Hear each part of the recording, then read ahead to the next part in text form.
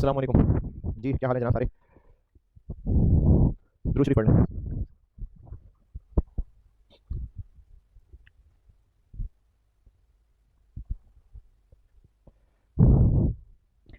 कल होमवर्क दिया था एक आपको, एक सवाल क्लास में करवाया था, एक होमवर्क दिया था। अच्छा, जो होमवर्क दिया था उसका मैंने आपको कहा था कि एक सोल्यूशन जो राइस की बुक में सॉल्व हुआ है वो भी ठीक है, मैंने उसको एक टेबल फॉर्मेट में सॉल्व करके दिया वो भी ठीक है। तो किया है और कोई मसले हैं तो बता दीजिए। अच्छा, इसमें ना अब मैं जो खुद समझता हूँ कि मसले होंगे वो मैं डिस्कस कर लेता हूँ। बाकी उसके अलावा आपको अगर कुछ और पूछना हो तो व्हाट्सएप ग्रुप में पूछ लिया करना। इसमें मैन्युफैक्चरिंग बिजनेस था, एक्सवाईजी लिमिटेड का सवाल दिया था। मैन्युफैक्चरिंग बिजनेस था, इसमें पहले आपको यूनिट्स बताए हुए थे, उनकी कॉस्ट, एनआरवी, ओपनिंग डाटा दिया हुआ था। फिर उसके बाद जो प्रोडक्शन हुई है साल वो बताया हुआ है, इनकी कॉस्ट बताई हुई थी। फिर उसके अलावा सेलिंग कॉस्ट बताई हुई थी, क्लोजिंग के यूनिट्स बताए हुए थे, और जो इन क्लोजिंग के यूनिट्स में डैमेज वाले शामिल है वो बताए हुए थे, यानी में शामिल इंक्लूडेड। फिर उसके अलावा जो मेथड था वो बताया हुआ था, दो प्रोडक्ट का वेटेड एवरेज था, दो प्रोडक्ट का फाइको था। फिर unit cost of purchase from market, ये सिर्फ ये बताया हुआ है कि जो चीज़ें हमारे पास हैं ये अगर मार्केट से खरीदा तो कितने की मिलेगी, तो हमारे से कंसर्न नहीं है। हमारा तो कंसर्न है कॉस्ट कि हमने कितने की बनाई थी, और एनआरवी कि हम कितने का बेचेंगे, नेट ऑफ सेलिंग कॉस्ट, और जो बीच में डैमेज है उनके लिए कॉस्ट टू रिपेयर भी चाहिए होती है। ये एनआरवी का डाटा आ गया। अब इसमें हमें सवाल की रिक्वायरमेंट थी वैल्यू निकालनी है कि अमाउंट कितनी है जो बैलेंस शीट में जाएगी। उसके लिए मैंने जो सोल्यूशन दिया था ना मैं वही खुद बता रहा हूँ, मैं वहीं से बता रहा हूँ, जो राइस की बुक में प्रिंटेड वहाँ से नहीं बता रहा, जो मैंने आपको इस पे अपलोड किया था लिंक पे, मैं वहाँ से बता रहा हूँ। एक मैंने यहाँ पर बना दी यूनिट्स की वर्किंग। सबसे पहले देखिएगा मैंने यहाँ पर यूनिट्स का हिसाब किताब बनाया, ओपनिंग थे उसमें मजीद कितने खरीदे बनाए, कितने बेच दिए, कितने बाकी रह गए, ये वो किया है जो कल वाले सवाल में मैं क्लोजिंग स्टॉक निकाल रहा था, ये वैसे ही किया यूनिट्स आ गए। फिर मैंने इसके बाद कॉस्ट का डाटा लिया, ये दोनों चीजें दी हुई है, ओपनिंग की कॉस्ट दी हुई है और मैन्युफैक्चर जो है उनकी कॉस्ट दी हुई है। ओपनिंग में से टेक्निकल बात यह है कि ओपनिंग में जो आपको साल के शुरू में दी हुई है उनमें कॉस्ट और एनआरवी दोनों दी हुई है। ओपनिंग क्या है, जो पिछला क्लोजिंग था, तो अगर पिछले साल के एंड पे, पिछले महीने के एंड पे सॉरी, कॉस्ट कम थी तो कॉस्ट पे वैल्यू हुआ होगा, एनआरवी कम थी तो एनआरवी पे वैल्यू हुआ होगा। तो बी और डी ये एनआरवी पे वैल्यू हुए होंगे क्योंकि इनकी कॉस्ट ज्यादा थी, एनआरवी कम थी, जबकि ए और सी कॉस्ट पे वैल्यू हुआ होगा। तो इन चारों आइटम्स की ओपनिंग की वैल्यू आ गई, कॉस्ट ऑफ गुड्स मैन्युफैक्चर्ड सवाल में दी हुई है। अब इसमें देखें मैंने पर यूनिट कॉस्ट जो निकाली है ये रेफरेंसिंग की हुई है, ये एग्जामिनर के लिए भी काम किया, आपके लिए काम किया, आप ये रेफरेंसिंग कर सकते हैं। इनमें देखें जो दोनों वेटेड एवरेज मेथड से होने थे, ए और बी, तो वेटेड एवरेज का फार्मूला मैंने कल भी बताया था, ओपनिंग स्टॉक प्लस परचेजेस, लेकिन अगर ट्रेडिंग बिजनेस है तो परचेजेस है, मैन्युफैक्चरिंग है तो कॉस्ट ऑफ गुड्स मैन्युफैक्चर्ड है। तो ए में 70,000 ओपनिंग की amount plus cost of goods manufactured divided by opening और नए यूनिट्स मिला के, तो 470,000 डिवाइडेड बाय 60,000। इसी तरह बी में किया, ये जो 7.83 और 9.47 आया ऐसे ही किया है, 710,000 और 75,000। फिर जो सी और डी फाइफो बेसिस थे तो ये बचे होंगे जो नए बनाए थे, इसमें क्या किया, इसमें कॉस्ट ऑफ गुड्स मैन्युफैक्चर्ड को जितने यूनिट्स बने बस उनसे डिवाइड किया है। तो सी में 825,000 को 75,000 से डिवाइड कर लिया और डी में 12 लाख को 100,000 से डिवाइड कर लिया। ये पर यूनिट कॉस्ट निकला। यहाँ तक तो आसान है और मसला नहीं होना चाहिए था, फिर भी हो तो पूछ लीजिएगा। एनआरवी में मसला हो सकता है, ये देख लेते हैं। सेल प्राइस दी हुई है, ये सवाल में आपको दी हुई है सेल प्राइस पर यूनिट, ये मैंने सेल प्राइस पर यूनिट ले ली। सेलिंग कॉस्ट समझ लें। एनआरवी फ्यूचर का कॉन्सेप्ट है कि हमने आगे जो चीजें बेचनी है सेल प्राइस, फिर बेचेंगे तो जो खर्चा होगा सेलिंग कॉस्ट। हमें डाटा दिया हुआ है दिसंबर का, जबकि दिसंबर के एंड पे खड़े होकर जब हमने इन्वेंट्री की वैल्यू निकालनी है तो उसके लिए फ्यूचर की इंफॉर्मेशन यूज कर रहे होंगे। दोबारा सुने, जैसे ए है, ए की बात बताता हूँ। हम 31 दिसंबर पे खड़े हैं, एनआरवी निकालने के लिए देखा जाएगा कि जब इसको बाद में बेचेंगे फ्यूचर तो कितने का बेचेंगे, और जो इसको बेचने के लिए कॉस्ट टू सेल आएगी वो भी कितनी और खर्चा होगा फ्यूचर। सेल प्राइस पहले भी इतने का बेचते थे, अब इतने के बेचेंगे 10 रुपए। लेकिन जो सेलिंग कॉस्ट है, सेलिंग कॉस्ट के बारे में देखिए, आपको सवाल में वेरिएबल सेलिंग कॉस्ट जो 60,000 रुपीज बताई हुई है, ये दिसंबर के महीने की है। टेबल में जो आपको साल के शुरू में टेबल दिया हुआ है ये दिसंबर का है फॉर द ईयर एंडेड, और इसमें उस 7वीं 8वीं लाइन वेरिएबल कॉस्ट आ रही है 60,000, ये दिसंबर पिछले साल की इंफॉर्मेशन है। अगर मजीद ये जो सवाल के सबसे एंड पे लाइन लिखी है ना, company estimates that selling expenses will increase by, ये ना लिखा होता तो जितना पिछले साल सेलिंग खर्चा हुआ करता था अभी उतना ही होता। पिछले साल कितना खर्चा होता था, 60,000 रुपए खर्च हुए थे कितने यूनिट्स बेचने पे, ये मैंने साल के सोल्यूशन में देखें शुरू में निकाले में कि इस साल हमने बी के ए के 55,000 यूनिट्स बेचे डिवाइडेड बाय 55,000। ये पॉइंट दोबारा सुन लें, पिछले साल का डाटा दिया हुआ है कि जो दिसंबर का महीना था साल था उसमें सेलिंग कॉस्ट 60,000 थी और हमने इसके अगेंस्ट टोटल 55,000 यूनिट्स बेचे थे। 55,000 सवाल में नहीं दिए हुए, ये मैंने शुरू में जो टेबल वर्किंग की उससे निकाले हैं, ये निकालने पड़े कितने बेचे थे। इसका जो आंसर आएगा 1 पॉइंट समथिंग ये होगा जो पिछले साल एक यूनिट बेचने पे खर्चा आता था। एनआरवी पास्ट है या फ्यूचर, फ्यूचर कि अब आगे क्या होगा, तो आगे के बारे में बता दिया गया है कि ये खर्चा 10% बढ़ जाएगा। तो ये जो खर्चा निकलेगा ये दिसंबर का निकलेगा, इसको आगे जनवरी लगाना है तो इसको 10% बढ़ाना पड़ेगा। अच्छा, जो 10% बढ़ाना है ना, ये मैंने कॉस्ट में बहुत दफा काम करना है, ये चीज आपको क्लियर होनी चाहिए। ये मैंने 1.1 क्या किया है, अगर हमने किसी अमाउंट को ग्रो करना है तो इनटू 1 पॉइंट समथिंग, 5% ग्रो करना है तो इनटू 1.05, 8% ग्रो करना है तो इनटू 1.08। ये बहुत क्लियर हो सबको, ये हमने कॉस्ट अकाउंटिंग में बहुत कॉमनली करना है कि अगर हमने किसी चीज को ग्रो करना है तो इनटू 1 पॉइंट समथिंग, अगर किसी को 20% बढ़ाना है तो इनटू 1.2, अगर किसी को 10% कम करना है तो इनटू 0.9। तो इस तरह की चीजें कॉस्ट में बहुत ज्यादा यूज किया करेंगे। तो इस सवाल में वेरिएबल कॉस्ट एक मसला हो सकता था, वो मैंने आपको समझा दिया। इसी तरीके से अगले तीनों प्रोडक्ट्स का भी होगा। जो नॉर्मल यूनिट्स हैं उनकी एनआरवी पहले निकल आई, खराब यूनिट्स के लिए एनआरवी तक पहुंचने के लिए रिपेयर कॉस्ट भी माइनस करनी पड़ी। तो अब इस एनआरवी का इस्तेमाल कैसे किया, जो क्लोजिंग स्टॉक के यूनिट्स हैं उनमें से जो सही वाले यूनिट्स हैं उनमें कॉस्ट और ऊपर वाली एनआरवी इस्तेमाल करनी है, और जो डैमेज वाले यूनिट्स हैं उनमें कॉस्ट और नीचे वाली एनआरवी कंपेयर करनी है। यही किया है, इससे मल्टीप्लाई किया तो वैल्यू आ गई। जैसे ए समझाता हूं, 5,000 क्लोजिंग स्टॉक था, 300 में से खराब थे तो 4700 सही वाले थे। 4700 के लिए हमने 7.83 को कंपेयर करना है 8.8 से, 7.83 की कॉस्ट और 8.8 सही वाले की एनआरवी, तो कॉस्ट लोअर है। लेकिन जो 300 डैमेज वाले हैं हमने उनकी कॉस्ट 7.83 को कंपेयर करना है एनआरवी 5.8 से, 8.8 से नहीं। इसी तरह सी देख लें, सी में 14,200 सही वाले यूनिट्स हैं, इनमें हमने फिगर लेनी है कॉस्ट जो कि 11 रुपए है और एनआरवी जो कि 10.76 है, और जो 800 डैमेज यूनिट्स हैं इनकी वैल्यू लेते हुए हमने कॉस्ट 11 रुपए को कंपेयर करना है 8.26 से। ये इस सवाल में जो मुझे मसले लगते थे वो बता दिए। इसके अलावा भी अगर किसी ने कुछ पूछना है तो बेटा फिर वो व्हाट्सएप ग्रुप पे पूछ लेना। अच्छा, मैं आपको इखलाकन सिर्फ एक सवाल और करवा रहा हूँ, और बस फिर ये चैप्टर बहुत है, ये सारा बेसिक पे चैप्टर है। सिर्फ एक सवाल इखलाकन और करा रहा हूँ, इसके बाद फिर मैं चैप्टर 2 स्टार्ट करूंगा। चैप्टर 2 से आप समझिए कि प्रॉपर कॉस्ट अकाउंटिंग चैप्टर 2 से स्टार्ट होगी। तो ये जो इखलाकन सवाल करा रहा हूँ ये कॉस्ट अकाउंटिंग ही का है। कल तो जो कराया था FA1 का था ना, लेकिन ये जो होमवर्क दिया था ये भी कॉस्ट अकाउंटिंग का था, और जो अब करवाने लगा हूँ ये भी कॉस्ट अकाउंटिंग का ही है। तो आप आ जाइए पेज 23 पे, क्वेश्चन नंबर 3 किस नाम से, मेहनती लिमिटेड। तो पेज 23 पे आ जाइए, क्वेश्चन नंबर 3 मेहनती लिमिटेड के नाम से है, और ये पास पेपर का ही सवाल है कॉस्ट अकाउंटिंग का। आप पढ़ लीजिए, मैं करता हूँ बोर्ड पे, पढ़ ले सारे, मैं बोर्ड पे करता हूँ।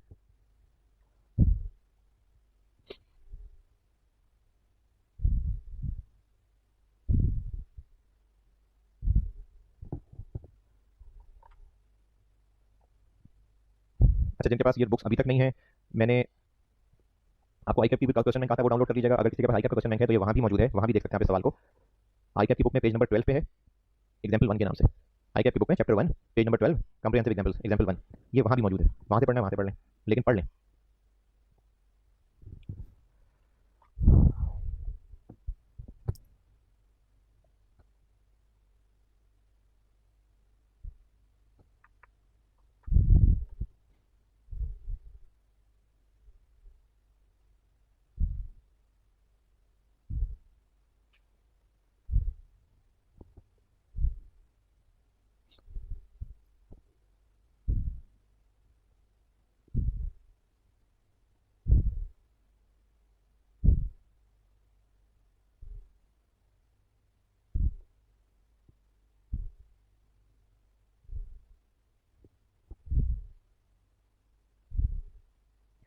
वहाँ नो रिक्वायरमेंट क्या लिखा हुआ है, ए और बी दो हैं, ठीक, हाँ ठीक है। अच्छा, ये मैंने पहले जिक्र किया था कि मैं क्लास में ना टी बिठा लूँगा ताकि मुझे कैलकुलेशन में सपोर्ट हो। तो आप लोग भी बच्चों सारे कैलकुलेशन करें, और जो टी है मेरे साथ वो कैलकुलेशन कर रहा होगा मेरे लिए।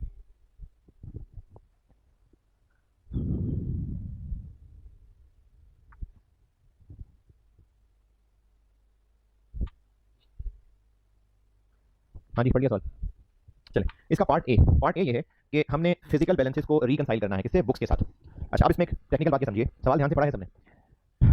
इसमें ये नहीं लिखा रिक्वायरमेंट में कि किस दिन का बैलेंस, डेट तो नहीं लिखी, लेकिन सवाल का कॉन्टेक्स्ट ये है कि आपको जो शुरू में टेबल बना के दिया हुआ है वो कौन से पीरियड का है, वो मई का है, फॉर मई। तो इसका मतलब हमने जो सवाल सॉल्व करना है वो मई के हिसाब से करना है, तो 31 मई के बैलेंस को रिकंसाइल करने की बात हो रही है क्योंकि पीरियड में है। अच्छा, अगली टेक्निकल बात, इसमें आपको ये कहा है कि रिकंसाइल करना है जो फिजिकली मौजूद था उनके मुताबिक और जो बुक्स में था।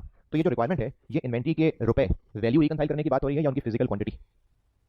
फिर पूछ रहा हूँ, जो आपको रिकंसाइल करने को कहा जा रहा है ये तो नहीं लिखा कि आप उनकी क्वांटिटी रिकंसाइल करें, ये कहा है कि reconcile physical inventory balances with balances as per book. तो बुक में जो बैलेंस है उससे हमने टैली करना है कि क्या फिजिकल भी उतनी ही मौजूद है। तो ये इन्वेंट्री की वैल्यू की बात हो रही है या अमाउंट की बात हो रही है, क्लियर नहीं है। इसका मतलब अमाउंट भी हो सकता है, इसका मतलब क्वांटिटी भी हो सकती है, लेकिन ये क्वांटिटी है। क्यों क्वांटिटी है, क्योंकि आपको जो सारी इन्फॉर्मेशन दी हुई है पॉइंट्स में, उसमें आपको क्वांटिटेटिव इन्फॉर्मेशन दी हुई है। जैसे पॉइंट नंबर 2 के अंदर लिखा हुआ है इन्वेंट्री की क्वांटिटी, फिर इसी तरह से पॉइंट नंबर 4 देख लें, यहाँ भी क्वांटिटी की बात हो रही है, फिर इसी तरह से पॉइंट नंबर 5 देख लें, यहाँ भी क्वांटिटी की बात हो रही है। तो बात वही क्वांटिटी की रही है। तो जब बात क्वांटिटी की हो रही है तो फिर हम सवाल भी सॉल्व क्वांटिटेटिव कर रहे होंगे।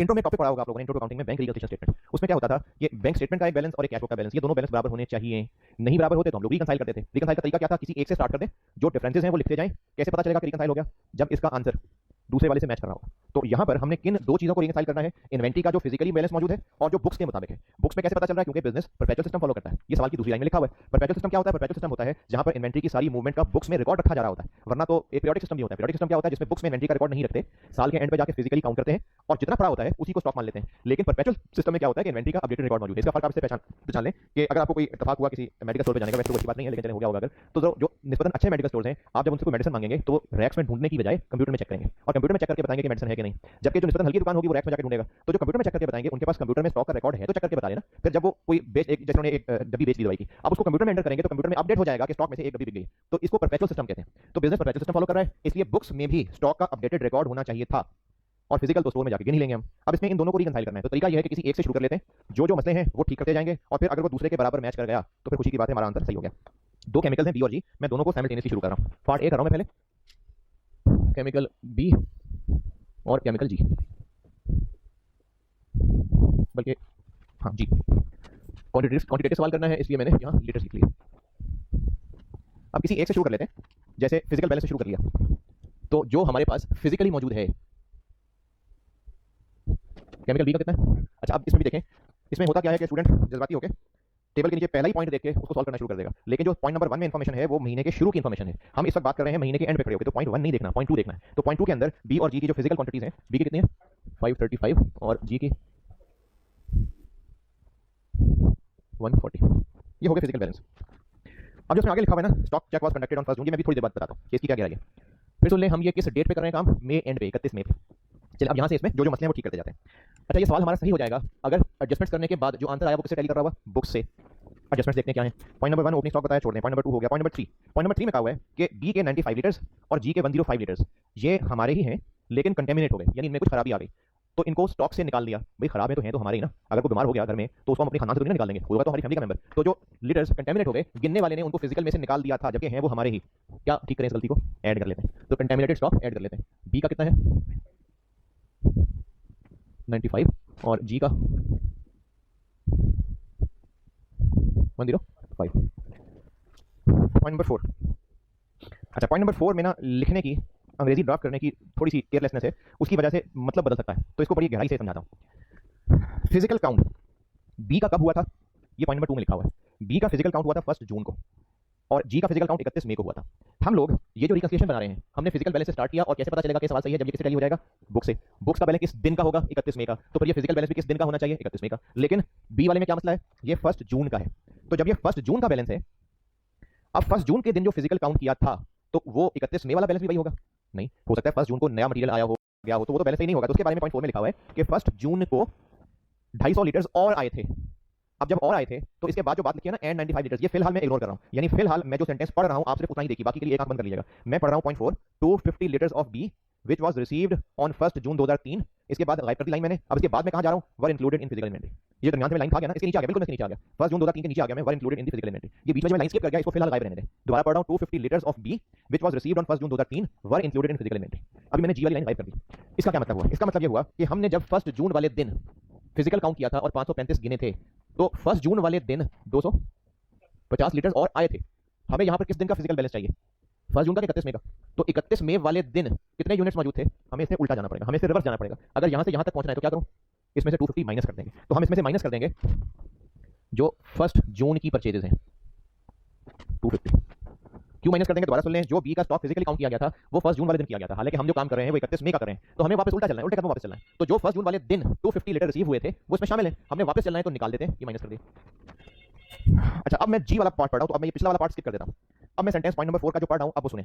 95 litres of G which was issued on 31 May 2003 after the physical count were included in physical inventory। अब मैंने बी वाला पोर्शन गायब कर दिया। दोबारा सुनिए, 95 litres of G which was issued on 31 May 2003 after the physical count were included in the physical inventory। इसका मतलब समझ लें, जब हम क्लोजिंग इन्वेंटरी काउंट करते हैं, जब हम गिनते हैं कि कितना स्टॉक रह गया, तो क्लोजिंग एंडिंग ये दिन में कितने बजे जाके काउंटिंग करनी चाहिए। जब हमने क्लोजिंग इन्वेंटरी काउंट करनी है तो हमें दिन में कब काउंट करनी चाहिए, सुबह सुबह करें जाके एंडिंग क्लोजिंग, या शाम को करें जाके, शाम को करनी चाहिए क्लोजिंग। तो हमें जिस दिन क्लोजिंग काउंट करना है हमें उस दिन का वो आखिरी काम करना चाहिए, क्योंकि एंड क्लोज। लेकिन गिनने वाले को शायद जल्दी थी तो ये 31 मई को जल्दी गिनाया जाके, 31 मई वाले दिन लेट से वो सुबह 9 बजे गिनाया और उसने आके बताया कि 140 लीटर पड़े में। हालांकि इसके गिनने के बाद लेट से 2 बजे 95 लीटर इशू हो गए थे। होना क्या चाहिए था कि इसको 31 मई के दिन शाम में जाके काउंट करना चाहिए था, वो सुबह ही कराया। तो वो जो 31 मई को काउंट कराया after physical count, after 95 litre और इशू हो गए। 95 litres which was issued on 31 May after physical count. तो इसका मतलब 140 जो गिन आया था ये क्लोजिंग बैलेंस नहीं है। क्लोजिंग तो वो होता है जो उसके बाद गिना जाता। तो अगर हमने यहां से असली क्लोजिंग तक जानना है तो क्या करें, 95 इसमें से माइनस कर दें, तो जो काउंट के बाद इशू किया वो इसमें से माइनस हो जाएगा।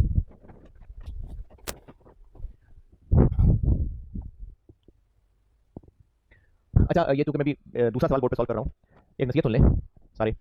मैं जो सवाल आपको समझाऊं और बोर्ड पे सॉल्व करूं, जो मैं बोर्ड पे कर रहा हुआ करूं ना, आपने वो भी करना है नोट, क्योंकि जो बुक में सॉल्व हुआ है हो सकता है वो थोड़े डिफरेंट तरीके से सॉल्व हुआ और मैं आपको थोड़े डिफरेंट तरीके से सॉल्व करा रहा हूं। एंड आंसर सही होगा, क्योंकि जो एंड आंसर सही नहीं होगा वो मैं आपको वैसे ही सॉल्यूशन और दे दिया करूंगा। जैसे इस किताब के अंदर कुछ पास पेपर के क्वेश्चंस के सॉल्यूशन ऐसे हैं जिनसे मैं इत्तेफाक नहीं कर रहा अपने इल्म के मुताबिक, अपनी औकात के मुताबिक। अब आप जो मुझ पर भरोसा करते हैं तो मैं ठीक ही कह रहा हूं। तो अपनी हैसियत के मुताबिक जो आईक्यू के सॉल्यूशंस मैं गलत समझता हूं वो मैं आपको ठीक उनकी सॉफ्ट कॉपी अपलोड कर दिया करूंगा, जो सही है लेकिन किसी और तरीके से हुए हैं, वो बुक में भी मौजूद है और मैं उनको बोर्ड पे भी कर रहा होता हूं। तो जो मैं बोर्ड पे सवाल कर रहा होता हूं बेटा वो नोट जरूर करना है आपने। हां, आपको ऑनलाइन क्लास का फायदा ये है कि आप जब मैं ये सारा बता चुका हूं तो आप पॉज कर लें और ये सारा नोट कर लें। पहले मेरी बातें सुन लें, लेकिन फिर जब ये बात सुन लें और मैं बोर्ड मिटाने लगूं तो वहां पर आप वीडियो स्टॉप करके आप ये सारा नोट कर लें। लेकिन नोट करना है, इसलिए जरूरी है नोट करना, क्योंकि बात ऐसा होगा कि मैंने समझाते हुए किसी और तरीके से प्रेजेंट किया, बुक में किसी और तरीके से प्रेजेंटेड। अब आपने समझा कुछ और था, जाके सॉल्यूशन देखा वो कुछ और था, कंफ्यूज रहेंगे। फिर इसी तरह से जब मैं यहाँ सॉल्व कर रहा होता हूं तो बात ये होता है कि जो कैलकुलेशन हम कर रहे होंगे, जो मैं यहाँ पर जिसके लिए टीए को बिठाया है, तो जो कैलकुलेशन बोर्ड पे कर रहे होंगे हो सकता है राउंडिंग ऑफ फर्क आ रहा हो, जो पीछे बुक में है उसमें राउंडिंग ऑफ डिफरेंट हो। तो इसलिए जो मैं बोर्ड पे करता हूं वो नोट जरूर किया कीजिएगा। आप जरूर ये सॉल्यूशन नोट करें, समझने के साथ साथ ना करें, वीडियो पॉज करके फिर कर लेना, लेकिन करना है जरूर नोट। अब जैसे मैं कर रहा हूं पीछे सॉल्यूशन में इससे डिफरेंट तरीके से हुआ है, प्रेजेंट डिफरेंट हुआ है। पॉइंट नंबर 4 तक बता दिया मैंने। पॉइंट नंबर 5 पॉइंट नंबर 5 आसान है। हमारे पास जब फिजिकल गिनने वाले ने फिजिकली गिना होगा तो वो जो भी चीजें फिजिकली पड़ी थी वो गिनाया, हालांकि हमारे पास पराया माल पड़ा हुआ है। 150 litres of chemical B was held by ML, यानी हम एमएल हैं, on behalf of a customer. तो हमारे पास फिजिकली 150 लीटर ऐसा मौजूद है जो हमारा नहीं है, लेकिन चूंकि हमारे पास मौजूद है तो गिनने वाले ने गिन लिया होगा, जबकि वो हमारा नहीं है। तो हमारे तक पहुंचने के लिए क्या करें? माइनस प्लस, इस 150 लीटर को माइनस कर दो, प्लस कर दो, माइनस, क्योंकि ये हमारा है ही नहीं, ये हमने held on behalf, on customers behalf किया हुआ है। कितना है? 150, ये हम माइनस कर देंगे। और इसी का उलट 100 लीटर ऐसा है जो है हमारा, लेकिन हमारे कस्टमर के, हमारे सप्लायर के पास पड़ा हुआ है। अब वो है हमारा तो हमारा स्टॉक काउंट होना चाहिए, लेकिन फिजिकली सप्लायर के पास है तो गिनने वाले ने नहीं गिना होगा, तो है हमारा ही, क्या करें? ऐड कर लें, सप्लायर के पास पड़ा हुआ है कितना? 100। पॉइंट नंबर 6, बी के 100 लीटर्स प्रोडक्शन प्रोसेस से 31 मई वाले दिन वापस स्टोर में भेज दिए थे। तो बस ठीक है, भेज दिए तो भेज दिए थे। जो बी का स्टॉक गिना गया है वो किस दिन गिना गया है? बी का 1 जून को। अब अगर 31 मई को कोई स्टॉक स्टोर से निकाल के भेजा था, फिर वो स्टोर में वापस आ भी गया, तो चलो आ गया ना वापस। अब अगर आ गया तो बस ठीक है, आ गया, गिना गया होगा, कुछ भी नहीं करने की जरूरत है। फिर सुन लें, 100 लीटर्स ऑफ बी 31 मई को स्टोर से निकला और वापस भी आ गया, तो जब 1 जून को गिनने गए होंगे तो वहां मौजूद होगा। तो जब मौजूद होगा तो बस ठीक है, गिना हुआ है ऑलरेडी, होना भी चाहिए था, तो 100 का कुछ भी नहीं करना। इसी तरह जो 200 लीटर्स हैं वो स्टोर में वापस आ रहे हैं जाके 1 जून को, तो ये तो अगले महीने की बात है। हम तो केमिकल जी 31 मई को ही गिन के आए थे और हम 31 मई की ही बात कर रहे हैं, तो ये तो वैसे ही अगले पीरियड की ट्रांजेक्शन है, इसका तो वैसे ही कुछ नहीं करना। तो पॉइंट 6 का कख भी नहीं करना। पॉइंट 6, 100 लीटर वो हैं जो 31 मई को वापस आ गए थे, तो बस आ गए थे तो आ गए थे, 1 जून को गिने गए होंगे, कुछ नहीं करना। जो 200 लीटर हैं वो 1 जून को जाके वापस आए, जब 1 जून को जाके वापस आए तो फिर इनको इसमें वैसे ही काउंट नहीं करना, क्योंकि तो अगले महीने की ट्रांजेक्शन है। तो पॉइंट 6 का कुछ भी नहीं करना।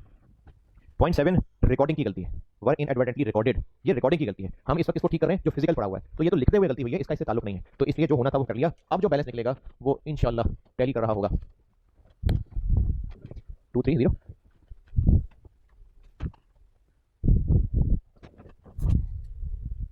अब ये बैलेंस हमारा फिजिकल ये रिकॉर्ड के मुताबिक होना चाहिए, है या नहीं है देख लेते हैं, इसको चेक कर लेते हैं,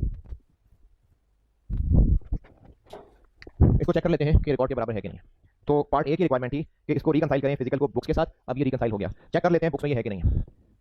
अगर रिक्वायरमेंट बस इतनी सी होती तो मैं यकीनन वर्किंग करके चेक कर लेता, लेकिन रिक्वायरमेंट बी के अंदर हमसे वैल्यू भी पूछी है, तो अब एनी केस हमें वैल्यू निकालने के लिए परपेचुअल सिस्टम है, तो वो जो कार्ड बनाया करते थे उसकी कैलकुलेशन तो करनी पड़ ही जाएगी। तो जब हमने पार्ट बी में सॉल्व कर ही लेना है, जब हमने इसको सॉल्व करना ही है, वैल्यू निकालनी ही है, तो वहां से ये भी पता चल जाएगा कि बुक्स के मुताबिक क्लोजिंग बैलेंस कितना आ रहा है, तो वो टैली हो जाएगा। तो अब इसकी वर्किंग करने की बजाय मैं पार्ट बी सॉल्व करने लगा, तो इसको नोट कर लें, मैं फिर पार्ट बी सॉल्व करता हूँ।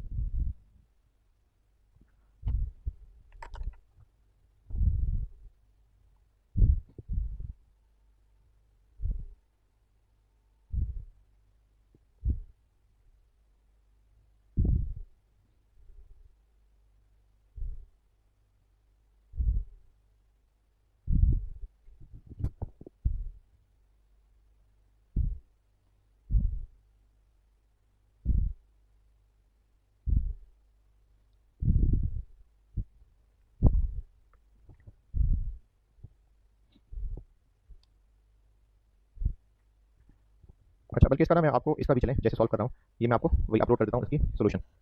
चलें, क्या याद करेंगे, मैं वहाँ पर इसको अपलोड कर देता हूँ, तो अगर आप सुस्ती के मारे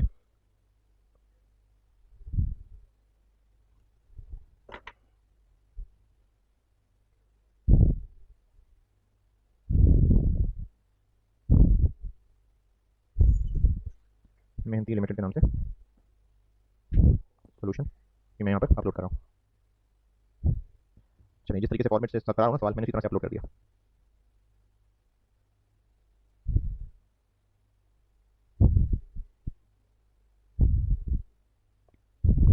चलिए आगे चलते हैं।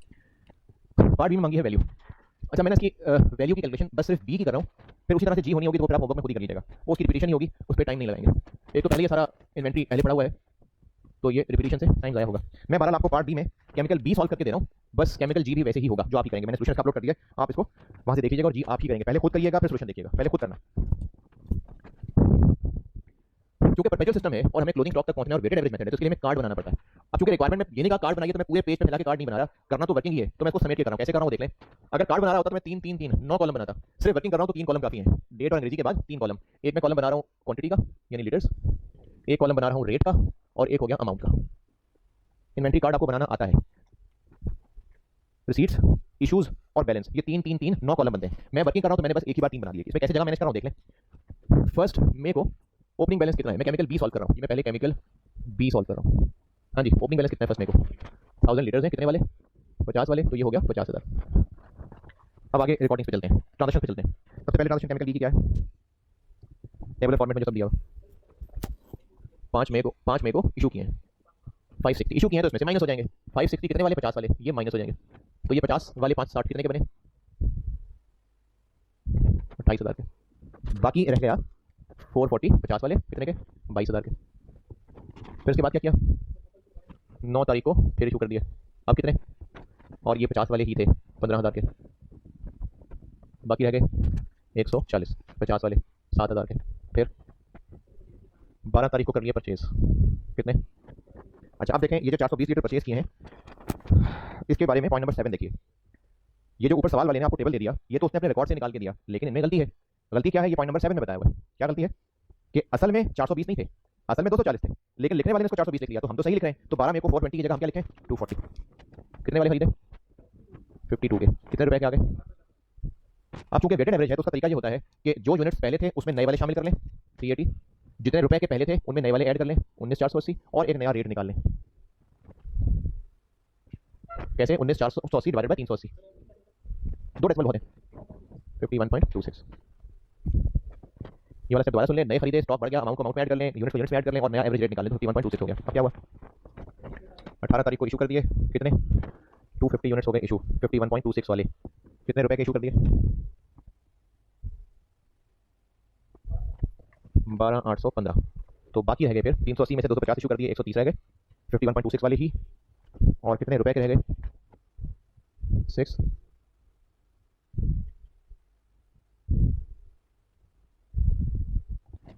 18 मई को इतने यूनिट्स रह गए। उसके बाद क्या हुआ, 24 को हमने खरीद लिए, 24 को खरीद लिए कितने, 500।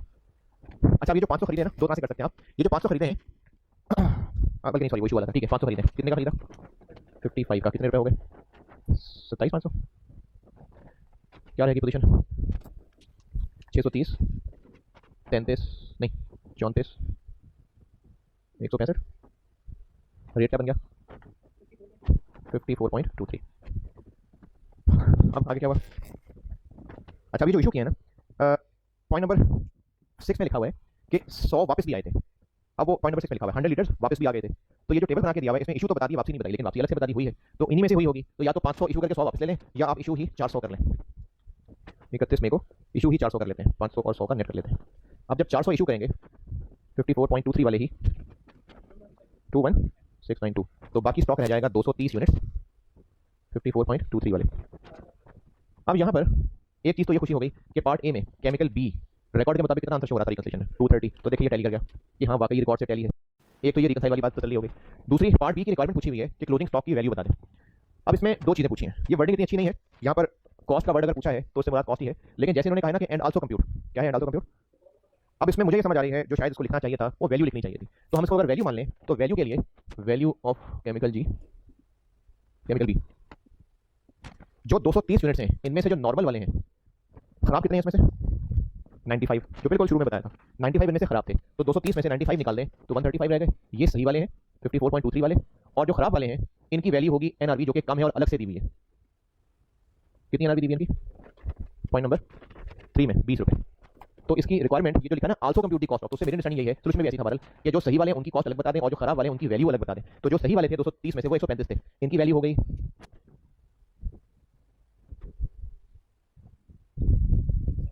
7321, और खराब वालों की 1900। तो केमिकल बी के स्टॉक की वैल्यू हो जाएगी 9221। और बिल्कुल इसी तरह से आप जी खुद सॉल्व करेंगे और इसका सोल्यूशन मैंने साथ जोड़ दिया है, ये अब आपने खुद करना है। तो होमवर्क बल्कि आपका ये है कि यही सवाल आपने दोबारा करना है। चलें,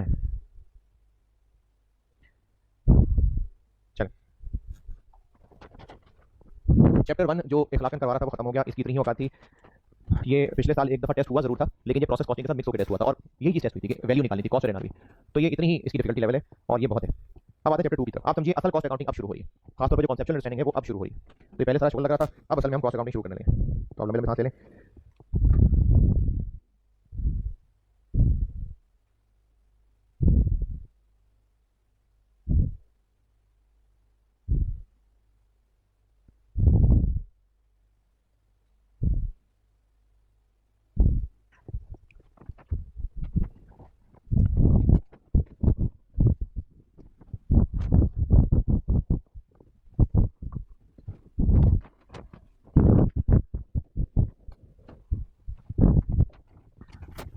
inventory management, chapter 2 inventory management.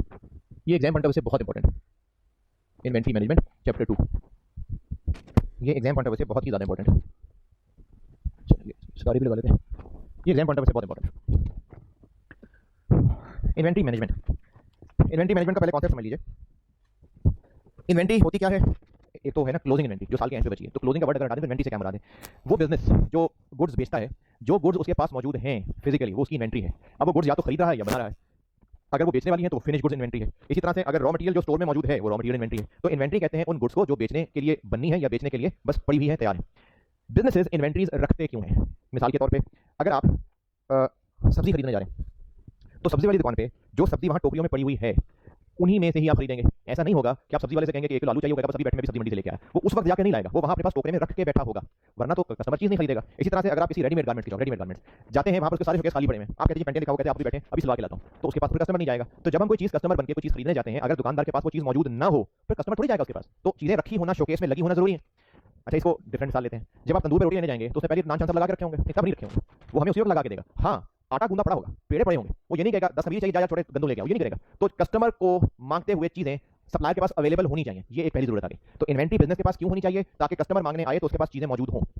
अच्छा, इसका दूसरा एस्पेक्ट देखते हैं, कितनी चीजें मौजूद हो। अगर सब्जी वाले की मिसाल में वापस आते हैं, उसके पास टोकरे में 1 आलू, 1 गाजर, एक गोभी, ये सब पड़ी हुई है, तो फिर भी कस्टमर नहीं आएगा, तो उसको ज्यादा रखना पड़ेगा। अच्छा, अब कौन रोज सब्जी मंडी जाए? तो ऐसा करते हैं कि पूरे साल की सब्जी एक ही बार खरीद के ला के रख लेते हैं, ताकि 1 साल तक जहमत ही ना हो कस्टमर को बार बार सब्जी मंडी जाना। इसमें क्या खराबी है? खराब हो जाएगी। तो दो मसले आ गए। एक मसला ये कि इन्वेंट्री हमें रखनी पड़ेगी, खाली दुकान रख के नहीं बैठ सकते, वरना कस्टमर मांगेगा क्या आगे। दूसरी चीज, हम इतनी ज्यादा नहीं रख सकते कि खराब हो जाए। चलो ठीक है, और मिसाल लेते हैं जो खराब नहीं होती। चले अगली मिसाल पे आते हैं। एक बिजनेस है जो पान सिगरेट का खोखा खोल के सिगरेट बेचता है, पान बेचता है। अब सिगरेट वो खराब होने वाली चीज़ नहीं है, मजीद क्या खराब होना है। तो चूंकि सिगरेट के पैकेट खराब होने वाले नहीं है, तो फिर दुकानदार ये सोचे कि कौन रोज जाके मार्केट से पैकेट लेके आएगा। वो एक ही बार अगले 10-20 साल का सामान खरीद ले और साथ एक प्लाजा किराए पे ले ले और वहाँ पर वो 10-20 साल के सिगरेट पैकेट वहाँ स्टोर कर दे, क्योंकि उन्हें कौन से खराब हो जाने हैं। ठीक है, ये मामला ठीक है, क्या खराबी है इसमें? हमें इतना सारा स्टॉक संभाल के रखने के लिए जो प्लाजा किराए पे लेना पड़ रहा है, वो इतनी तो बेचारी की दिहाड़ी नहीं लगती जितना किराया देना शुरू हो गया। तो अब इससे 2-3 मसले सामने आए। एक कि स्टॉक होना चाहिए ताकि कस्टमर आए, चीजें हमारे पास मौजूद हो। दूसरी बात, इतना ज्यादा नहीं होना चाहिए कि खराब हो जाए। तीसरी बात, अगर खराब होने वाला नहीं भी है फिर भी इतना ज्यादा ना पड़ा है कि हमें फजूल में उसको रखने का खर्चा पड़ता है। रखने का खर्चा कैसे पड़ेगा? मैंने मिसाल दी, प्लाजा किराए पे लेना पड़ेगा, तो हमें चीजों को स्टोर करने का खर्चा पड़ेगा। अब ये सारी चीजें मैनेज करना, इनको ऐसे देखना कि कस्टमर भी नाराज ना हो, सफिशिएंट स्टॉक मेंटेन हो, और इतना ज्यादा स्टॉक भी ना रखें कि हमें नुकसान होना शुरू हो जाए। इन सारे मामलों को मैनेज करना इन्वेंट्री मैनेजमेंट है। तो इन्वेंट्री मैनेज करने वाले ने 2 चीजों के दरमियान बैलेंस रखना है। इन्वेंट्री मैनेजमेंट ने बैलेंस रखना है। इन्वेंट्री मैनेज करने वाले का ऑब्जेक्टिव है कि वो बैलेंस रखे। बैलेंस किस पे रखे? एक तो इतना स्टॉक जरूर हो, maintain sufficient stock to avoid stock out. Stock out कहते हैं कि जब कस्टमर चीज खरीदने आया हमारे पास मौजूद ना हो तो कस्टमर चला जाएगा, नाराज हो जाएगा, फिर दोबारा शॉप पे नहीं आता, इनके पास होता ही कुछ नहीं है। तो इस मसले को स्टॉक आउट कहते हैं। तो हमारे पास इतना स्टॉक हो कि स्टॉक आउट ना हो, लेकिन दूसरी तरफ कम से कम स्टॉक रखा जाए, मिनिमाइज स्टॉक। अच्छा, वैसे तो बच्चों वाली बात है, लेकिन इन्वेंट्री स्टॉक एक ही बात होती है। मिनिमाइज स्टॉक करना है टू इंक्रीज या टू मैक्सिमाइज प्रॉफिट्स। अच्छा, ये प्रॉफिट वाली बात कहां से आ गई? देखिए, हम अगर स्टॉक कम से कम रखेंगे तो स्टॉक को हमारे पास जो संभाल के रखने का खर्चा है, जिसको होल्ड करने का खर्चा है, जिसको कैरी करने का खर्चा है, वो खर्चा कम होगा। खर्चा कम होगा तो प्रॉफिट ज्यादा होगा। तो हमें बैलेंस क्या रखना है? एक तरफ कह रहे हैं कि स्टॉक ज्यादा हो, एक तरफ कह रहे हैं कि कम हो, तो हमें बैलेंस रखना है। यही परेशानी में इन्वेंट्री को मैनेज करने वाला फैसले करता है। तो इन्वेंट्री मैनेजमेंट क्या है? इन्वेंट्री से रिलेटेड मसाइल को मैनेज करना। Cost and management accounting. Cost and management accounting में हमने बहुत मौकों के ऊपर डिसीजंस पढ़ने हैं। अच्छा, डिसीजंस जब करते हैं ना, तो आप अगर अपनी लाइफ पे गौर करें तो हम भी लाइफ में डिसीजंस कर रहे होते हैं। बहुत तरह के डिसीजंस हैं। ये भी एक डिसीजन है कि इफ्तारी में जो 4 रोटियां खानी है या 50 पकौड़े खाने हैं तो एक और लेना कि नहीं लेना, डिसीजन है। या इसी तरह से अगर हम पढ़ाई की बात करें तो आपकी अभी लॉकडाउन की वजह से क्लासेस नहीं हो पा रही, तो 2 पेपर पढ़ने हैं या 3 पेपर पढ़ने हैं, ये भी एक डिसीजन है। या लॉकडाउन के बजाय हम नॉर्मल हालात की अगर बात करें और आप दूसरे शहर से यहाँ पर आए हैं, अब आपने डिसीजन ये लेना है कि कौन से कॉलेज में एडमिशन लिया जाए, डिसीजन है। आपने डिसीजन ये लेना है कि कौन से हॉस्टल में कमरा लिया जाए, ये डिसीजन है। तो हम जिंदगी में हर मोड़ पे डिसीजंस कर रहे होते हैं। जब डिसीजंस करने होते हैं डिसीजंस, तो वो डिसीजंस कुछ ना कुछ फैक्टर्स की बेस पे किए जाते हैं। जैसे अगर ये डिसीजन करना है कि फलानी चीज खानी है या नहीं खानी है, तो उसको फैसला करने के लिए देखना पड़ेगा कि हमारे पास खाने का वक्त कितना है। जैसे इफ्तारी की मिसाल वापस ले लेते हैं, अजान हो गई है, जमात खड़ी होने वाली है, और मैं अज्यूम कर रहा हूं कि माशाल्लाह सारे नमाजी परहेज़गार बच्चे बैठे मेरे सामने। तो अजान हो गई, जमात खड़ी होने वाली है, अब फैसला करना है कि फलानी बोटी प्लेट में डालें कि ना डालें, जमात निकल जाएगी, वापस आके खा लें, ये डिसीजन है। किस फैक्टर पे बेस पे फैसला किया? जमाती बेस पे। इसी तरह से अगर हमने कोई कपड़े खरीदे और वो कपड़े खरीदते हुए फैसला करना है कि हमने कपड़े पहनने किस मौसम में, कितने अरसे के लिए पहनने, कपड़े की क्वालिटी कैसी देखें, अब ये फैक्टर्स हैं जिनकी बेस पे फैसले कर रहे हैं। और अब हम चूंकि अकाउंट्स के लोग हैं और सब्जेक्ट का नाम भी कॉस्ट एंड मैनेजमेंट अकाउंटिंग है, तो हमने फैसले करने हुआ करेंगे पैसे को सामने रखते हुए, पैसा कॉस्ट को सामने रखते हुए। टिपिकल मिसाल आप लोगों की पढ़ाई के लिए आते हैं। अगर स्टूडेंट ने फैसला करना है कि इस सेशन में 2 पेपर पढ़े या 3 पेपर पढ़े, तो वो क्या क्या चीजें कंसीडर कर रहा होगा अपने फैसले के लिए? ये पेपर की फीस कितनी होगी, कॉलेज की फीस कितनी होगी, मुझे आना जाना किस टाइम पड़ेगा, तो किराया कितना लगेगा, हॉस्टल में रहना है तो वहां का किराया कितना होगा, किताबों का किराया खर्चा कितना जाएगा। अब ये सारे खर्चे वो सामने रखेगा, फिर फैसला करेगा। तो बिजनेसेस भी जब भी डिसीजन करते हैं वो पैसों की बेस पे करते हैं। पैसों की बेस पे क्यों करते हैं? क्योंकि बिजनेस होता ही क्या है? बिजनेस की जिंदगी का मकसद ही क्या होता है? प्रॉफिट कमाना। तो बिजनेस के मेजॉरिटी फैसले पैसे को सामने रख के किए जाते हैं। अच्छा, किसी भी फैसले में जब पैसे को सामने रखा जाना है तो 2 सिनेरियोज हो सकते हैं। या तो हम जिन अल्टरनेटिव्स को, जिन ऑप्शंस को इवैल्यूएट कर रहे हैं कि ऑप्शन ए बेहतर है, ऑप्शन 2 बेहतर है, ऑप्शन सी बेहतर है, और वो सारी ऑप्शंस प्रॉफिटेबल हैं, तो कौन सी ऑप्शन चूज करनी चाहिए? सारी ऑप्शंस प्रॉफिटेबल हैं, हमें उनमें से कोई एक चूज करनी है। कौन सी ऑप्शन चूज करनी चाहिए जिसमें प्रॉफिट ज्यादा है? या फिर कुछ ऐसे अल्टरनेटिव्स हैं जिनमें खर्चे ही खर्चे, यानी वो ऑप्शंस हैं ही सिर्फ खर्चे करने वाली ऑप्शंस, तो हमें कौन सी ऑप्शन चूज करनी चाहिए जिसमें खर्चे कम हो? तो ये बुनियादी सा असूल है डिसीजन मेकिंग का कि कॉस्ट एंड मैनेजमेंट अकाउंटिंग के अंदर हमने बहुत सारे फैक्टर्स कंसीडर करने होंगे और उनमें भी उनकी कॉस्ट्स या प्रॉफिट्स देखने होंगे। वापस आते हैं इन्वेंट्री मैनेजमेंट पे। इन्वेंट्री मैनेज करने वाले ने इन दो ख्वाहिशात में बैलेंस रखना है। इन्वेंट्री कम से कम हो ताकि खर्चा कम हो, लेकिन इतनी इन्वेंट्री हो कि कस्टमर नाराज ना हो जाए। क्योंकि उसने मैनेजमेंट करनी है, इसलिए उसको बहुत सारे डिसीजंस करने पड़ेंगे, और इन्वेंट्री से रिलेटेड डिसीजंस में कॉस्ट ही कंसीडर हो रही होंगी। प्रॉफिट तो तब है ना जब किसी चीज के बेचने की बात हो रही है, यहां पर हम कह रहे हैं कितनी इन्वेंट्री रखें, तो यहां पर सिर्फ कॉस्ट कंसीडर हो रही होंगी। तो inventory management involves certain types of decisions which are based on inventory related costs। तो इन्वेंट्री मैनेजमेंट के अंदर क्योंकि डिसीजन मेकिंग इन्वॉल्व है, डिसीजन मेकिंग इन्वॉल्व है, मैनेजर ने तो डिसीजन ही करने। जो भी इंसान कोई चीज मैनेज कर रहा होता है तो वो डिसीजन कर रहा होता है इनफैक्ट, तो मैनेजमेंट में डिसीजन मेकिंग ही इन्वॉल्व है। तो अगर इन्वेंट्री मैनेज करने वाले ने डिसीजन करने हैं तो वो डिसीजन करते हुए इन्वेंट्री से रिलेटेड, मैं फिर बता रहा हूं, इन्वेंट्री से मुराद साल के एंड की इन्वेंट्री नहीं है, इन्वेंट्री से मुराद जो चीजें हर वक्त मौजूद हैं, गुड्स। इन्वेंट्री से मतलब है गुड्स। तो वो जो गुड्स को मैनेज कर रहा है उसने अपने सारे फैसले गुड्स से रिलेटेड जो जो खर्चे हुआ करते हैं उन खर्चों की बुनियाद पर करने हैं, क्योंकि ऑब्जेक्टिव ध्यान में रखिएगा, ऑब्जेक्टिव क्या होता है बिजनेस का? खर्चों को मिनिमाइज करना, खर्चे कम से कम हो। तो जो भी इन्वेंट्री मैनेज करेगा उसने कुछ डिसीजन करने होंगे और उसके डिसीजन इन्वेंट्री से रिलेटेड कॉस्ट पे बेस्ड होते हैं। अब इस चैप्टर में आगे बढ़ते हैं और ये देखते हैं कि इन्वेंट्री से रिलेटेड कॉस्ट होती क्या क्या है, यानी वो कौन कौन सी कॉस्ट हैं जो इन्वेंट्री से रिलेट कर रही होती हैं। In other words, inventory manage करने वाले को किन किन कॉस्ट्स को कंसीडर करना पड़ेगा। मैं फिर बता रहा हूं आपको, कॉस्ट अकाउंटिंग के मैं लेक्चर नोट्स जो बना के दे रहा हूं वो आपके लिए कुल कायनात है। आपने इनको अच्छे तरीके से साफ सुथरा नोट करना है। काफी सारी चीजें मैं बोर्ड पे लिखा करूंगा और जो बोर्ड पे नहीं लिखूंगा आपको ज़बानी बताऊंगा कि आप ये नोट करें, आप नोट करेंगे, क्योंकि मैंने लेक्चर नोट्स इसी तरह के बनवाने हैं कि आप एग्जाम की तैयारी करने के लिए लेक्चर नोट्स पढ़ें और आपके एग्जाम की तैयारी हो प्रैक्टिस के साथ। तो ये सारा कुछ लिखना है आपने साफ सुथरा करके। अब इन्वेंट्री रिलेटेड कॉस्ट क्या है, इन पे बात कर लेते हैं।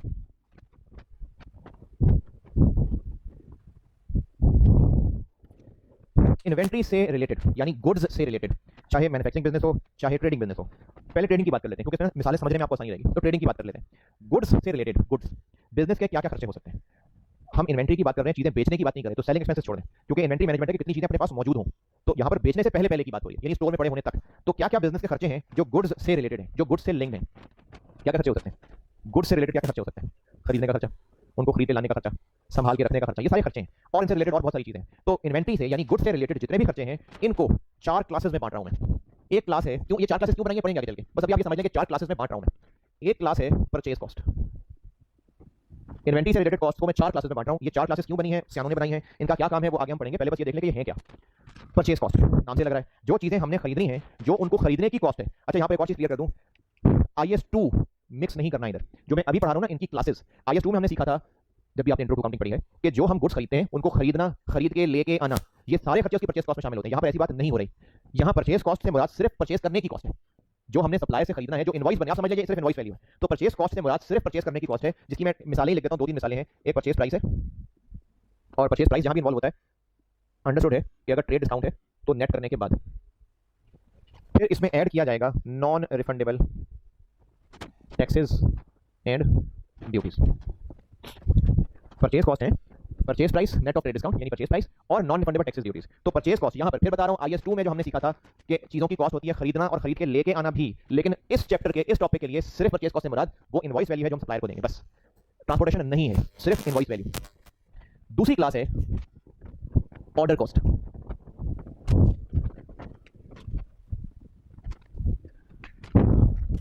ऑर्डर कॉस्ट समझने के लिए ये मैं जो साइड पे लाइन बना रहा हूं, ये आप बेशक बाद नोट करना, अभी ना करना। सप्लायर, ये हम है कंपनी, हम बायर है, ये हमारा स्टोर है। हमने अगर चीजें खरीदनी हैं तो हम सप्लायर से कांटेक्ट करेंगे, सप्लायर के पास जाएंगे, उससे कम्युनिकेशन होगी, उसको प्रिंट करके ऑर्डर दिया जाएगा, हो सकता है खुद चल के चले जाए, यानी हमारा सप्लायर के पास जाना, उससे कांटेक्ट करना, चीजें लेना, चीजें लेके आ जाना, और वो चीजें स्टोर में पड़ी रहना। इन सब में जो कॉस्ट आ रही है मैं वो यहां लिखने लगा हूं। जब बेच दी, स्टोर से आउट हो गई, वो हमारा स्कोप नहीं है, हमारा स्कोप यहां तक है बस। फिर सुन ले, हमने सप्लायर से कांटेक्ट करना है, उससे नेगोशिएट करना है, इसमें हमने उसको कागज वगैरह भेजने होंगे, कुछ ऑर्डर प्रिंट करके कोरियर होने होंगे, या खुद जाएंगे चीजें खरीदेंगे और चीजें स्टोर तक ले आएंगे, और स्टोर में चीजें पड़ी रहेंगी। कब तक पड़ी रहेंगी स्टोर में चीजें? जब तक सेल ना हो जाए। सेल हो गई तो वो बात की बात है, वो सेलिंग मसले हैं, हम सेल होने से पहले तक हैं। परचेज कॉस्ट है सप्लायर से खरीदी जाने वाली चीज की इनवॉइस वैल्यू, ये परचेज कॉस्ट है। परचेज करने के लिए जाना, कांटेक्ट करना और चीजें लेके आना, बस यहां तक, ये सारा ऑर्डर कॉस्ट में आएगा। सप्लायर से कांटेक्ट करना, नेगोशिएट करना, जाना, चीजें लेके आना, स्टोर के दरवाजे तक पहुंचा देना, ये सारा ऑर्डर कॉस्ट में आएगा। और चीजें स्टोर में पहुंच गई और जब तक नहीं बिकी तब तक चीजें कहां हैं, स्टोर में पड़ी हुई हैं, स्टोर में रखी हुई हैं, यहां पर जो खर्चा आएगा वो सारा होल्डिंग कॉस्ट है। ये दो नाम टेक्निकल है, दोबारा सुन लें। सप्लायर के पास जाना, कांटेक्ट करना, नेगोशिएट करना, चीजें लेके आना, ये सारा का सारा काम, इसमें जितने खर्चे हो रहे हैं वो ऑर्डर कॉस्ट है। और एक बार चीजें स्टोर में एंटर हो गई और एग्जिट करने तक, जब तक स्टोर में मौजूद हैं तो उनको स्टोर में रखने के सारे खर्चे होल्डिंग कॉस्ट हैं। ऑर्डर, ये मिसालों से बात और क्लियर हो जाएगी। ऑर्डर कॉस्ट में शामिल है सारी cost relating to ordering, purchasing and transportation to store. सारे वो खर्चे जो चीजों को खरीदने से लेके स्टोर में लाने तक के होते हैं वो सब ऑर्डर कॉस्ट हैं। इनकी मिसालें लिख लेते हैं जी। क्या क्या खर्चा हो सकता है? ट्रांसपोर्टेशन कॉस्ट हो सकती है, रास्ते की इंश्योरेंस हो सकती है, ट्रांजिट इंश्योरेंस। जब तक चीजें स्टोर में नहीं पहुंची ना, ये सारे मामले में जो खर्चे आ रहे हैं ऑर्डर कॉस्ट है। इनवॉइस वैल्यू परचेज कॉस्ट है, उसके अलावा बाकी सारे खर्चे ऑर्डर कॉस्ट है, ट्रांजिट इंश्योरेंस। और रास्ते के क्या खर्चे हो सकते हैं? हो सकता है कि हमें ब्रोकर को कमीशन देनी पड़ रही हो जो हमें चीजें खरीद के देता है। और क्या हो सकता है? हमारे परचेजिंग डिपार्टमेंट इटसेल्फ, डिपार्टमेंट की कॉस्ट हो सकती है। परचेजिंग डिपार्टमेंट को प्रोक्योरमेंट डिपार्टमेंट भी कहते हैं, प्रोक्योरमेंट। परचेज डिपार्टमेंट भी कहते हैं, प्रोक्योरमेंट डिपार्टमेंट भी कहते हैं।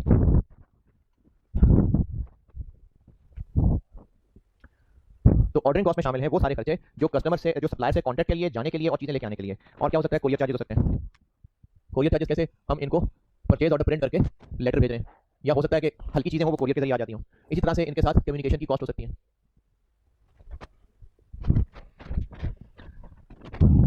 ये एग्जांपल्स हैं, ये कंप्लीट लिस्ट नहीं है, जस्ट एग्जांपल्स हैं आइडिया देने के लिए। तो बिजनेस ने जब सप्लायर से कांटेक्ट करना है, वहां जाना है, चीजें लेके आना है, ये सारा मामला, इस सारे मामले में होने वाले खर्चे ऑर्डर कॉस्ट कहलाते हैं।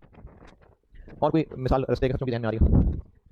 ट्रांसपोर्टेशन, ड्यूटीज वगैरह, वो भी इसी में शामिल है, सब ट्रांसपोर्टेशन। परचेज कॉस्ट तो सप्लायर वाली है। जब चीजें स्टोर में पहुंच गई तो स्टोर में चीजें पहुंचने के बाद जो खर्चे होंगे वो सारे के सारे होल्डिंग कॉस्ट कहलाते हैं। इसको होल्डिंग कॉस्ट कह लें, इनको कैरिंग कॉस्ट कह लें, ये दो ज्यादा मशहूर नाम है। ये जो मैंने गंदन मचाया है, ये अगर नोट करना हो तो वीडियो रिवाइंड करके कर लेना, ये मैंने बता दिया। होल्डिंग कॉस्ट वो सारे खर्चे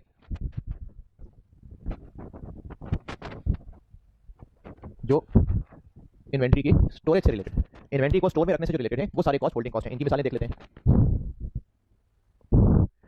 स्टोर के खर्चे हैं, स्टोरेज कॉस्ट हैं। इसके लिए एक और टर्म आपको मिल सकती है, वेयर हाउसिंग कॉस्ट हो सकती है, वेयर हाउसिंग। और क्या हो सकती है? स्टोर में रखी हुई चीज़ों की इंश्योरेंस हो सकती है।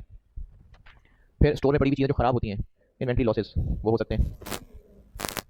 वेस्टेज कह लें, खराब हो गई चीज़ें पड़े पड़े, वो भी स्टोर करने की कॉस्ट है।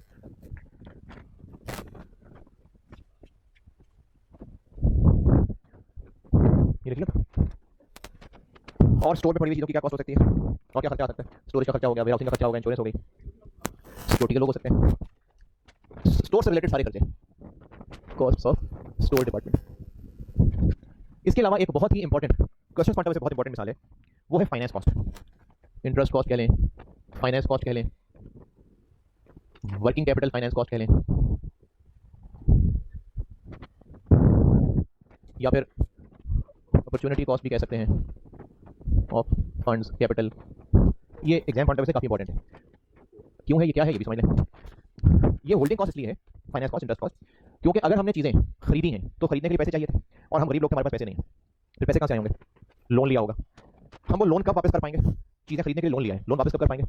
जब चीजें बेचेंगे। चीजें बेचेंगे, पैसा आएगा, उस पैसे से वापस कर लेंगे। जब तक चीजें स्टोर में पड़ी हुई हैं, चीजें नहीं बिक पा रही, जब चीजें बिक नहीं पा रही तो जो पैसा हमें कस्टमर से मिलना था वो नहीं मिल रहा। क्या करना था उस पैसे का? लोन वापस करना था, नहीं कर रहे। यानी चीजें जब तक हमारे पास स्टोर में पड़ी हैं, लोन वापस नहीं हो पा रहा, तो क्या हो रहा है? इंटरेस्ट पड़ता चला जा रहा है। तो चीजें स्टोर में रखेंगे, इंटरेस्ट पड़ता जाएगा, तो इसलिए इंटरेस्ट एक होल्डिंग कॉस्ट है।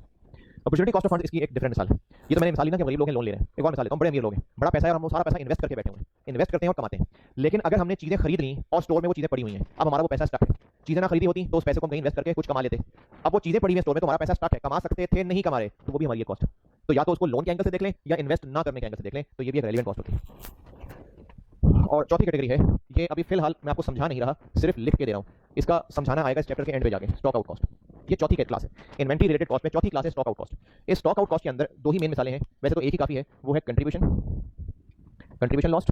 और सिर्फ इस टॉपिक के लिए, ओनली फॉर दिस टॉपिक, ये टॉपिक सिर्फ इस टॉपिक के लिए कंट्रीब्यूशन लॉस्ट से मुराद है सेल प्राइस माइनस ये वाली परचेज कॉस्ट। अदरवाइज कंट्रीब्यूशन का आंसर कुछ और होता है। Only for this topic contribution loss, sale price minus purchase cost. और इसकी और मिसाल है पेनल्टी।